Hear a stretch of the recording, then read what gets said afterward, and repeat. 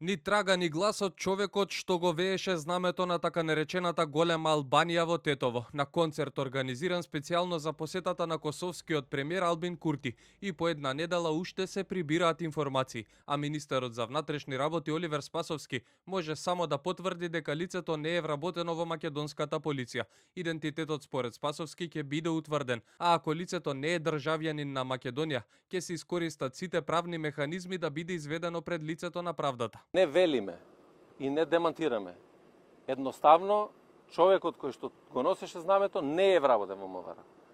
А кого би знаеле ако не ги знаеме вработените во Министерство за внатрешни работи? Јас се надевам дека и кај вас раководството на телевизијата во која што работат ве знаат сите кои сте и спрема тоа, знаејќи дека инспекторот или лицето кое што се посочува не е тоа лице, ние затоа објавивме и фотографија, јавна објава, за да видиме во однос на препознавањето на ова лице и утврдуваме и понатаму како, значи, кој би бил идентитетот на тоа лице. Имаше лица кои што и не се од Република Северна Македонија, дојдени од надвор на тие среби. Иако беше представена како неофицијална посета, делегацијата на Албин Курти ја чуваа голем број на полициски припадници, ниту во Чаир, каде присуствуваше на преименување на улицата Втора македонска ударна бригада во Адем Демачи, ниту при посетата во селото Вејце не беше интонирана македонската химна,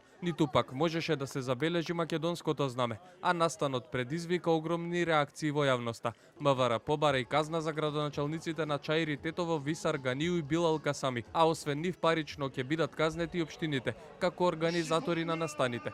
Додека Ганију не се појави со став, Касами се пожали дека биле неразумни сите повици за казнување на организаторите на пречекот на косовскиот премиер. Овие настани предизвика и реакција од председателот Стево Пендаровски, ВМРО ДПМН, но и помалите владеачки и опозицијски партии. Од кабинетот на Ковачевски пак реагираа дека посетата на Курти била приватна, иако за време на престојот половина полиција беше на нозе како за официјален дочек, а за истакнувањето на знамето на така наречената голема Албанија посочија дека е спротивно на протоколите и законите за организирање настани во присуство на државници од странски земји.